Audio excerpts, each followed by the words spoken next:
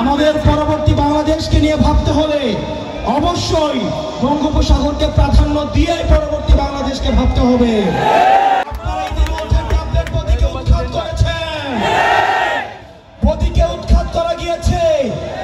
এখন আমাদেরকে লড়াই করতে হবে ট্যাবলেটের বিরুদ্ধে, ইয়াবার বিরুদ্ধে, মাদকের বিরুদ্ধে। নোবেলের লোভে খুনি শেখ হাসিনা বাংলাদেশে রোহিঙ্গাদের তখন আশ্রয় দিয়েছিল। কোন সেফ এক্সিট নিশ্চিত না করে রোহিঙ্গাদের ভবিষ্যৎকে ঝুঁকিপূর্ণ করে তুলেছে।